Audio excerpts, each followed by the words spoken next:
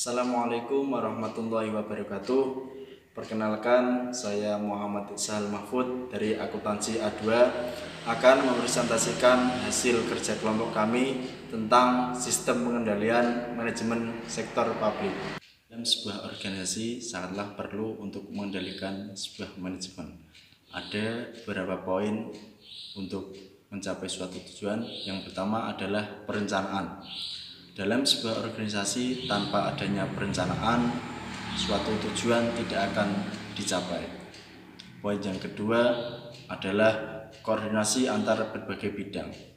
Dalam sebuah organisasi ini sangatlah perlu kita untuk melakukan koordinasi ke semua bidang agar suatu strategi dalam perusahaan kita dapat mencapai. Yang ketiga adalah komunikasi dan informasi. Di sebuah organisasi ini sangatlah perlu kita membutuhkan informasi dan juga komunikasi. Komunikasi di sini adalah koordinasi antar salah satu bidang agar tidak terjadi kesalahpahaman. Nah, poin yang keempat adalah pengambilan keputusan. Di sini adalah tugas seorang pemimpin ataupun juga kepala untuk mengambil keputusan dari berbagai macam masalah ataupun juga masukan. Poin yang kelima adalah motivasi orang-orang dalam berorganisasi. Dalam sebuah organisasi sangatlah perlu kita membutuhkan sebuah semangat ataupun juga support dari rekan-rekan organisasi agar dalam melakukan kinerja ataupun menjalankan roda organisasi ini kita tetap semangat dan juga tetap giat.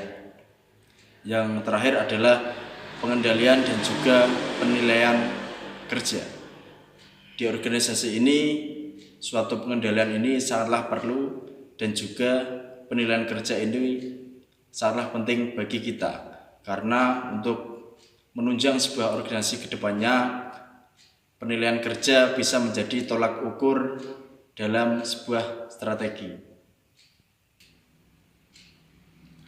Kegagalan dalam organisasi untuk mencapai suatu tujuan ini dapat terjadi karena adanya kelemahan ataupun juga suatu proses yang salah satunya ini tidak bisa dijalankan dalam proses pengendalian manajemen.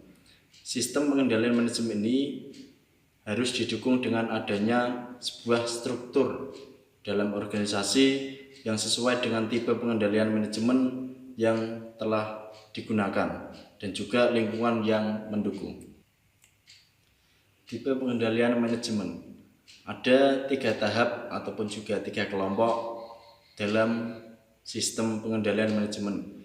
Yang pertama ada pengendalian preventif, di mana dalam tahap ini pengendalian manajemen terkait dengan perumusan strategi dan perencanaan yang dijabarkan dalam bentuk program atau bisa dikatakan preventive control. Tahap yang kedua atau tipe yang kedua ada pengendalian operasional.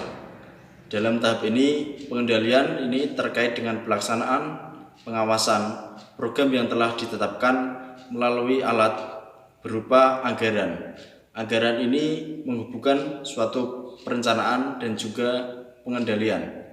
Tipe yang ketiga adalah pengendalian kinerja. Dalam pengendalian ini, manajemen berupa analisis evaluasi kerja berdasarkan tolak ukur kerja yang telah ditetapkan. Kenalkan, nama saya Dede Panatayuda, NIM 086. Sistem pengendalian manajemen harus didukung dengan struktur pengendalian yang baik. Struktur organisasi termanifestasi dalam bentuk pusat pertanggungjawaban. Pusat pertanggungjawaban adalah unit organisasi yang dipimpin oleh manajer yang bertanggung jawab terhadap aktivitas pusat pertanggungjawaban yang dipimpinnya. Tujuan dibuatnya pusat pertanggungjawaban tersebut adalah sebagai basis perencanaan, pengendalian, dan penilaian kinerja manajer dan unit organisasi yang dipimpinnya. Kedua, untuk memudahkan mencapai tujuan. Yang ketiga, memfasilitasi terbentuknya goal. mendelegasi wewenang dan tugas ke unit-unit yang memiliki kompetensi sehingga mengurangi beban tugas manajer pusat. Yang kelima, mendorong kreativitas dan daya inovasi bawahan. Yang keenam, sebagai alat untuk melaksanakan strategi organisasi secara efektif dan efisien. Yang ketujuh, sebagai alat pengendalian anggaran.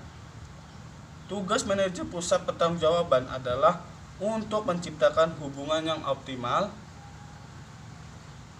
antara sumber daya input yang digunakan dan output yang dihasilkan dikaitkan dengan target kinerja.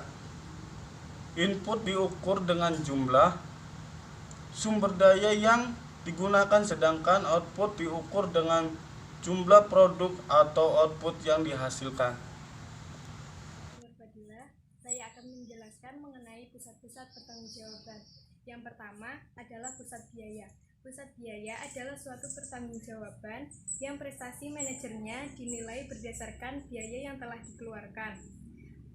Contoh pusat biaya adalah Departemen Produksi, Dinas Sosial, dan DPU. Yang kedua adalah pusat pendapatan atau Revenue Center. Pusat pendapatan adalah suatu pertanggungjawaban prestasi manajernya dinilai berdasarkan pendapatan yang dihasilkan. Contohnya, Dinas Pendapatan Daerah dan Departemen Pemasaran. Pusat laba atau Profit Center. Pusat laba adalah pusat pertanggungjawaban yang membandingkan input, expense, dan output atau revenue dalam satuan moneter. Kinerja manajernya dinilai berdasarkan laba yang dihasilkan. Contohnya BUMD dan BUMN. Objek pariwisata milik Pemda, bandara, dan pelabuhan.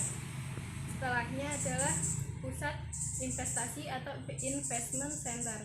Pusat investasi adalah suatu pertanggungjawaban yang prestasi manajernya dinilai berdasarkan pada hasil dikaitkan dengan investasi yang dilakukan pada pusat pertanggungjawaban yang dipilihnya.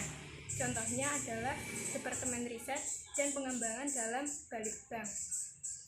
Saya Rila Anik Marwanti, NIM 1810102188. Selanjutnya adalah proses pengendalian sektor publik. Proses pengendalian manajemen pada organisasi sektor publik dapat dilakukan dengan dua komunikasi. Yang pertama komunikasi formal dan yang kedua komunikasi informal. Dari aktivitas formal dalam organisasi yang terdiri dari yang pertama, perumusan strategi. Perumusan strategi merupakan proses penghentian visi, misi, tujuan, sasaran, target, arah, kebijakan, serta strategi. Dibagi menjadi beberapa tugas. Yang pertama, pernyataan visi dan tujuan umum organisasi yang dirumuskan oleh manajemen eksekutif organisasi dan memberikan rangka pengembangan strategi serta target yang akan dicapai. Yang kedua, analis dan scanning lingkungan terdiri dari pengidentifikasian dan pengukuran faktor-faktor eksternal yang sedang dan akan terjadi dan kondisi yang harus dipertimbangkan pada saat merumuskan strategi organisasi. Yang ketiga, profit internal dan sumber daya audit yang mengidentifikasi dan mengevaluasi kekuatan dan kelemahan organisasi dalam hal berbagai faktor yang perlu dipertimbangkan dalam perencanaan strategi. Yang keempat, perumusan, evaluasi, dan pemilihan strategi. Dan yang terakhir, implementasi dan pengendalian rencana strategi. Saya Ningrum, NIM 18101022011089. Perencanaan strategi. Sistem pengendalian manajemen diawali dari perencanaan strategi. Perencanaan strategik adalah proses pemantauan program-program, aktivitas, atau proyek yang akan dilaksanakan suatu organisasi, penentuan jumlah alokasi sumber daya yang akan dibutuhkan. Perencanaan strategik merupakan proses menurunkan strategi dalam bentuk program-program. Suatu organisasi yang tidak memiliki atau tidak melakukan perencanaan strategik akan mengalami masalah dalam penanganannya. Misalnya, terjadi beban kerja anggaran yang terlalu berat, alokasi sumber daya yang tidak tepat sasaran, dan dilakukan pilihan strategi yang salah. Tujuan utama perencanaan strategi adalah untuk meningkatkan komunikasi antara manajer puncak dengan manajer di bawahnya, sehingga memungkinkan terjadi persetujuan antara manajer puncak dengan manajer level di bawahnya mengenai strategi terbaik untuk mencapai tujuan organisasi yang ditetapkan, yang nantinya akan mendorong. Saya Muhammad Ali Asnan dari kelompok 3. Mengubah perencanaan strategik menjadi tindakan nyata. Perencanaan strategi dapat digunakan untuk membantu mengantisipasi dan memberikan arah perubahan. Tetapi perubahan belum dapat berjalan dengan mulus meskipun sudah ada perencanaan strategi. Perencanaan strategi bukan merupakan hasil akhir, tetapi masih perlu ditranslasikan dalam bentuk tindakan-tindakan konkret. Untuk itu harus didukung oleh 1. Struktur pendukung, baik secara material maupun secara politik. 2. Proses dan praktek implementasi di lapangan. 3. Kultur organisasi. Struktur organisasi hendaknya dapat mendukung pelaksanaan strategi. Desain sistem pengendalian manajemen harus didukung oleh struktur organisasi yang sesuai. Visi, misi, tujuan, dan strategi yang telah ditetapkan secara baik dapat gagal bila struktur organisasi tidak didukung oleh strategi, karena perlu adanya terinstruksi dan reorganisasi agar selaras dan strategi dan sistem pengendalian manajemen dan praktik di lapangan terkait dengan prosedur dan sistem pengendalian. Perencanaan strategi tidak akan efektif jika prosedur dan sistem pengendalian tidak sesuai dengan strategi. Harus ada kejelasan wewenang dan tanggung jawab, pendelegasian wewenang dan tugas. Selain itu, harus didukung oleh regulasi keuangan, pengendalian personel, dan manajemen kompensasi yang jelas dan fair. Kultur organisasi terkait dengan lingkungan kerja dan kesediaan anggota untuk melakukan perubahan.